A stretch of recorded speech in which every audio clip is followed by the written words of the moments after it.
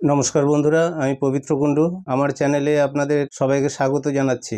আজকে আমি যে বিষয়টা নিয়ে আলোচনা করব সেটা হচ্ছে আমরা কিভাবে খুব সহজে ছবি আঁকা অভ্যাস করব। তো বন্ধুরা, আপনারা অনেকেই ছবি আঁকতে চান কিন্তু আঁকতে অসুবিধা হয়। আমি এমন কিছু বলবো যেটা শুনলে পরে আপনাদের মনে হবে যে না, খুব সহজে ছবি আঁকা অভ্যাস করা সম্ভব আর তাড়াতাড়ি সুন্দর সুন্দর ছবি আঁকা যাবে। তো বন্ধুরা, প্রথমে আঁকতে বসে ভাবেন যে আমি কিসের ছবি আঁকবো, এই প্রশ্নটাই সামনে উঠে আসে যে আমি কিসের ছবি আঁকবো। আচ্ছা, আপনি একবার ভাবুন তো যে আপনি কি একটা সোজা দাগ দিতে পারেন? সোজা দাগ নয়, এমনি দাগ দিতে পারেন?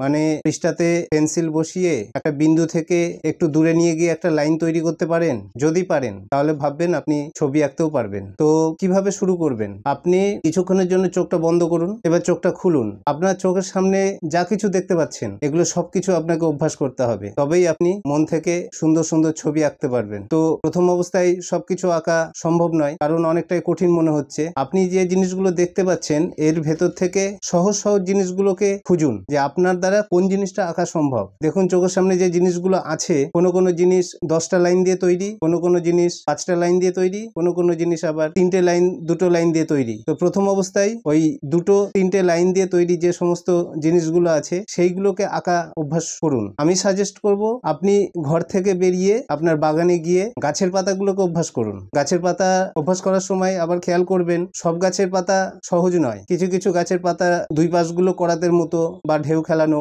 ওইগুলোকে বেছে নেবেন না। যেগুলো সহজ লাইন, সোজা মধ্যের একটা শির গেছে আর দুপাশে হালকা লাইনটা বেঁকে যে পাতাগুলো তৈরি হয়েছে ওই পাতাগুলোকে অভ্যাস করুন। আর বড় বড় পাতা বেছে নেবেন, যেমন যদি থাকে কলা পাতা, কচু পাতা, এছাড়াও ফুল গাছের অনেক সহজ সহজ পাতা আছে যেগুলো সোজা সোজা লাইন। তারপরে আম পাতা, কাঁঠাল পাতা, এগুলো খুব সহজ, তাই এগুলো বেশ কিছুদিন অভ্যাস করুন। অভ্যাস করার পরে দেখবেন মনে হবে যে না, পাশের ওই ঢেউ খেলানো পাতাটা আঁকি, আমি পারবো, তখন সেগুলো অভ্যাস করবেন। এইভাবে অভ্যাস করতে থাকুন। কিছুদিন পরে মনে হবে যে না, পাতা না এঁকে আমি ডালটা আঁকি, ডালটা আঁকবেন, তারপরে গোটা গাছটাই এঁকে ফেলবেন। এগুলো কিন্তু পারবেন। তারপরে আরেকটু কঠিন কিছু বেছে নেবেন। এইভাবে পরপর অভ্যাস করতে থাকুন। দেখবেন কিছুদিন পরেই মনে হবে আমি পশু আঁকতে পারবো, মানুষ আঁকতে পারবো, বা আমার চোখের সামনে যা কিছু আছে সবকিছু আঁকতে পারবো। তো বন্ধুরা, আমার কেন জানি মনে হয় এইভাবে অভ্যাস করলে খুব সহজেই, খুব তাড়াতাড়ি, খুব ভালোভাবে আঁকা শেখা সম্ভব। সেটা আপনার উপরে নির্ভর করছে আপনি কিভাবে অভ্যাস করছেন। 10 দিনেও একে শেষ করে দেওয়া যায় বা 5 মাসেও একে শেষ করে দেওয়া যায়। তো